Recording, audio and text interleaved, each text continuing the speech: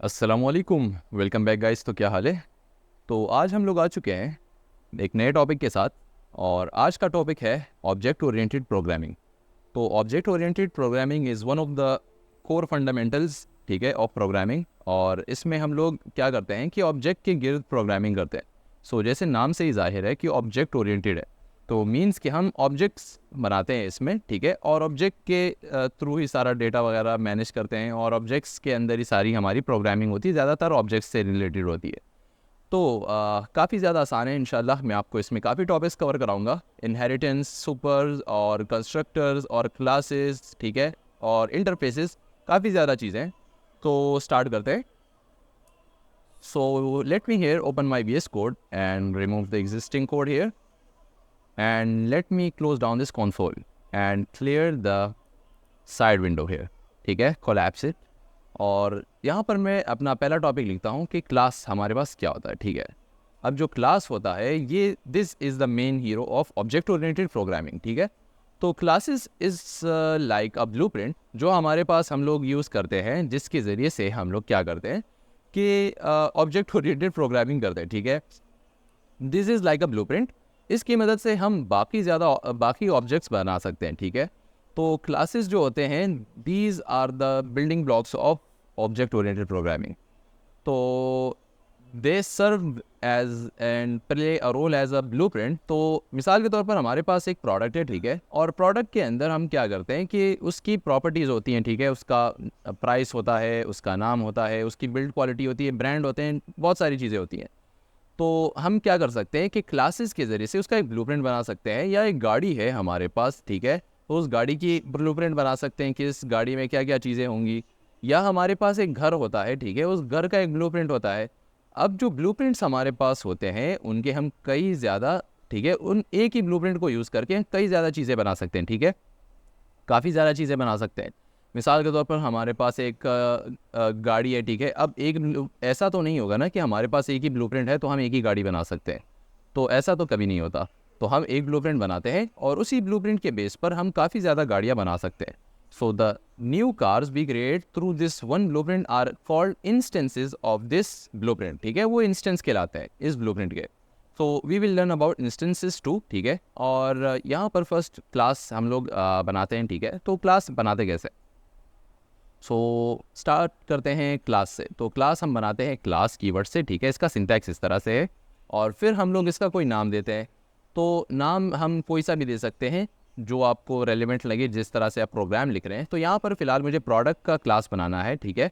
और क्लासेस का सिंटैक्स जो है उनको नेमिंग देने का, ठीक है, वो हमारे पास इस तरह से होता है कि नॉर्मली तो हम कैमल केस में लिखते हैं, पास्कल केस में लिखते हैं, टाइटल केस में कर देते हैं। लेकिन इसमें क्या होता है कि हम लोग पहला वर्ड जो है वो कैपिटल करते हैं, सॉरी, पहला अल्फ़ाबेट, और उसको मैं कोई सा भी नाम प्रोडक्ट दे देता हूँ, इस तरह से प्रोडक्ट, ठीक है। अच्छा, अब इंटरफेसेस भी इसी तरीके से बनते हैं। अगर आपको नहीं पता इंटरफेसेस क्या होते हैं, तो इंटरफेस भी मैं आगे जाके समझाने वाला हूँ। यू कैन कंसिडर देम और think of them like the components which goes inside the blueprint, कि ब्लूप्रिंट के अंदर क्या क्या चीज़ें होती हैं हमारे पास, ठीक है। अच्छा, तो क्लास इस तरीके से बनता है, सिंपल ऑब्जेक्ट है, ठीक है, इसमें इक्वल वगैरह का साइन यूज़ नहीं हुआ। तो यहाँ पर मैं इसके अंदर कुछ कंपोनेंट्स डाल देता हूँ। तो फिलहाल के लिए प्रॉपर्टीज़ हमारे पास क्या होती हैं, एक प्रोडक्ट की उसका नाम होता है, ठीक है। यहाँ पर मैं इसको नाम दे देता हूँ। नाम मेरे पास इसका क्या होगा, स्ट्रिंग में होगा। So let's name it string. And then हमारे पास उसका कोई नाम के अलावा उसका प्राइस होता है। So let me write a price here. तो मैं इसका कोई प्राइस यहाँ पे लिख देता हूँ, ठीक है। अच्छा, अब मेरे पास जो दो प्रॉपर्टीज़ आ चुकी हैं प्रोडक्ट की, ठीक है, वो क्या होगी, उसका नाम होगा और प्राइस होगा, ठीक है। अब नाम और प्राइस मैंने लिख दिया है, लेकिन ये टाइपस्क्रिप्ट है, तो आप देखेंगे हमारे पास एक एरर आ रहा है यहाँ पे। तो मैं इसके ऊपर हवर करूँगा तो ये बोलेगा इसका कोई इनिशियलाइज़र नहीं है। तो आप देखेंगे ऊपर क्या कह रहा है, property name has no initializer and definitely assign to.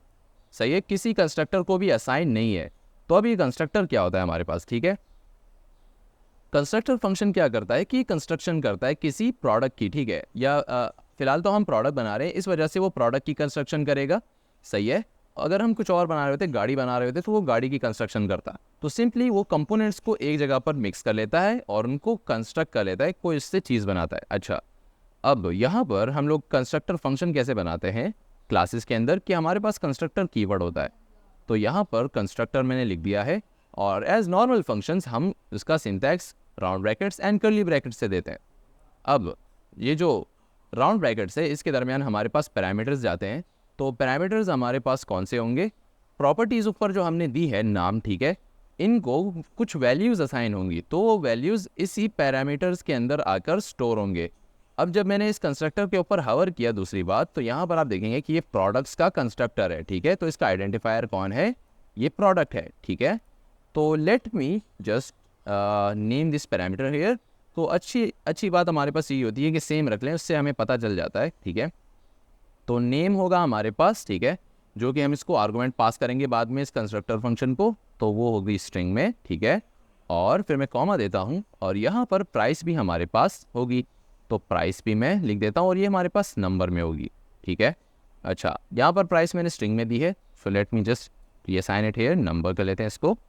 अच्छा, और यहाँ पर अब मैं कंस्ट्रक्ट करता हूँ इसको, ठीक है। अच्छा, अब कंस्ट्रक्टर जो होता है इसका हमारे पास रूल क्या होता है कि जब हम ऑब्जेक्ट के अंदर कुछ मेथड्स होते हैं, ठीक है, ये कंस्ट्रक्टर फंक्शन जो है this is also like a method, ठीक है। मेथड तो नहीं कहेंगे लेकिन हाँ मेथड की तरह ही है।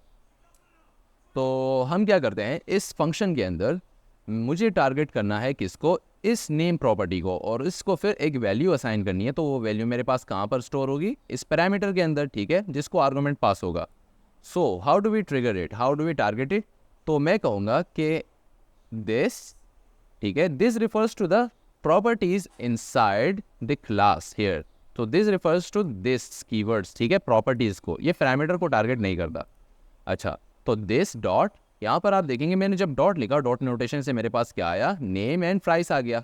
अब इस नाम जो मेरे पास आया इसके ऊपर अगर मैं हवर करूँगा तो आप देखेंगे ये मेरे पास क्या दिखा रहा है, this refers to the properties of the object, ठीक है। तो ये मेरे पास प्रॉपर्टी है। अब मैं इसको असाइन करूँगा ये पैरामीटर, ठीक है। तो जब ये पैरामीटर मैं इसको असाइन करूँगा तो इस पैरामीटर के अंदर मेरे पास बाद में आर्गूमेंट की सूरत में वैल्यूज प्रिंट होंगी, ठीक है, सॉरी वैल्यूज स्टोर होंगी। तो अगर मैं इसके ऊपर हवर करूँगा तो ये पैरामीटर को टारगेट कर रहा है, ठीक है। सो अल्टीमेटली प्रॉपर्टी, और प्रॉपर्टी के अंदर जो वैल्यू होगी, ठीक है, this will be stored. So here अब ये इनिशियलाइज हो गया है फर्स्ट, ठीक है, तो नेम मेरे पास इनिशियलाइज हो गया है। अब इससे एरर हट गया है, अब हमारे पास प्राइस रह गई है। So we will refer to the price also, तो यहाँ पर मैं प्राइस को भी बना लेता हूँ। तो दिस डॉट प्राइस, और उसको कोई वैल्यू असाइन करनी होगी, तो वैल्यू हमारे पास किस में जाएगी, पैरामीटर के अंदर, तो दिस विल बी प्राइस। अच्छा, अब ये दो हमारे पास बन चुकी हैं दो चीज़ें, ठीक है। अच्छा, अब सिंपल मैं क्या करता हूँ कि इसको मैं वैल्यूज़ पास करता हूँ। तो किस तरीके से मैं कर सकता हूँ, यहाँ पर सिंपली मैं आता हूँ और मैं एक न्यू इंस्टेंस क्रिएट करूँगा। ब्लूप्रिंट तो बन गया हमारे पास, ठीक है। अब उस ब्लूप्रिंट से हम लोग एक प्रोडक्ट बनाएंगे। तो प्रोडक्ट हम किस तरीके से बनाते हैं कि उस प्रोडक्ट को हम नाम देंगे, तो लेट, ठीक है, मिसाल के तौर पर मेरे पास क्या है, फ़ोन है, ठीक है, तो फ़ोन हमारे पास होगा फ़ोन, ठीक है, और उसको हम असाइन करेंगे क्या, अब इस ब्लूप्रिंट से हमें बनाना है, so we will create a new instance of product. तो न्यू प्रोडक्ट बनाना है, तो न्यू और प्रोडक्ट। अब इस प्रोडक्ट के अंदर हमारे पास क्या है, कंस्ट्रक्टर फंक्शन है और उसको कुछ वैल्यूज़ चाहिए, ठीक है। तो इसको इस तरीके से हम राउंड ब्रैकेट्स देंगे and inside this we will fulfil our arguments. तो ये क्या कह रहा है, एक्सपेक्टेड 2 आर्गुमेंट्स, ठीक है, बट गॉट 0। सो हमें इसको 2 आर्गुमेंट देने, फर्स्ट होगा प्राइस का and second will be first will be name and second will be price. तो यहाँ पर मैं इसको दे देता हूँ नाम, तो नाम इसका होगा, फ़ोन का नाम हो सकता है कौन सा, यहाँ पर मैं इसको दे देता हूँ सैमसंग, ठीक है, and the second argument will be price. तो यहाँ पर मैं इसको प्राइस दे देता हूँ, फॉर एग्जाम्पल 50,000 रुपीज़, ठीक है। So here as I entered the values inside these new product instance, ठीक है, तो आर्गुमेंट्स फुलफिल हो गए। अब मेरे पास कोई एरर नहीं आ रहा और फ़ोन मेरे पास बन गया है। Now what should I do is to just console log the values, ठीक है। तो किस तरीके से फ़ोन को मैं कंसोल लॉग करूँगा, यहाँ पर मैं लिखूँगा लॉग, जो कि शॉर्ट फॉर्म है कंसोल लॉग के लिए, और इसके अंदर मैं फ़ोन को लिख दूँगा। And this is my friends a complete structure of class, ठीक है, और किस तरीके से हम क्लास को बनाते हैं और उसके अंदर वैल्यूज़ पुट करते हैं, ठीक है। अच्छा, अब मैं इसको टर्मिनल में शो कैसे करूँगा, कंसोल में। So let me expand the console here and write the tsc command and node file name मेरे पास क्या है, app.js, ठीक है। So let's run it and see what happens. So as you can see हमारे पास यहाँ पे प्रोडक्ट आ चुका है और प्रोडक्ट का नाम मेरे पास क्या है, सैमसंग है और उसकी प्राइस 50,000 रुपीज़ है, जैसा कि हमने यहाँ पर लिखा था। तो यहाँ पर आप देख सकते हैं। अच्छा, अब यहाँ पर इस तरीके से तो हो गया, लेकिन हम क्या कर सकते हैं कि इसको इंडिविजुअली भी प्रिंट करा सकते हैं।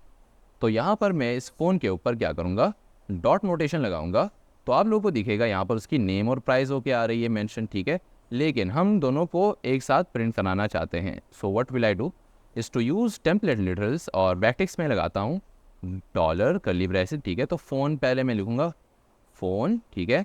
अब फ़ोन के अंदर मेरे पास कोई वैल्यू जाएगी, तो यहाँ पर मैं डॉलर कर्ली ब्रैकेट्स का यूज़ करके फ़ोन डॉट नेम कर लेता हूँ। तो यहाँ पर मेरे पास फ़ोन का नाम आ जाएगा।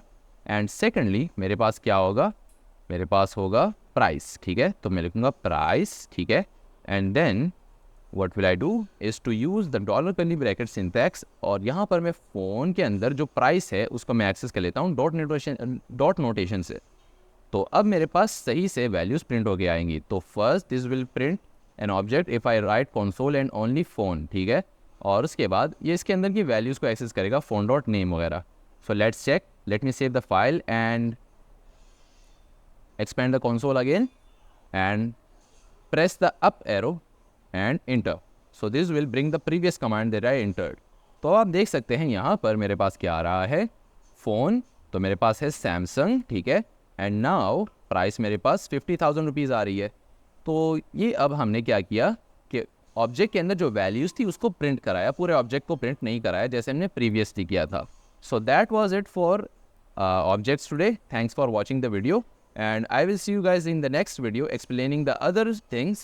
और हम लोग इनहेरिटेंस वगैरह करेंगे, इसके अंदर हम मेथड्स बनाएंगे और किस तरीके से हम फिर शो करा सकते हैं। हमें फिर यहाँ पर एक सेपरेटली इसकी वैल्यू शो करने की ज़रूरत नहीं पड़ेगी। तो ऑलरेडी हम क्या करेंगे, एक मेथड भी इसके अंदर बनाएंगे। सो थैंक्स फॉर वॉचिंग, अल्लाह हाफिज़।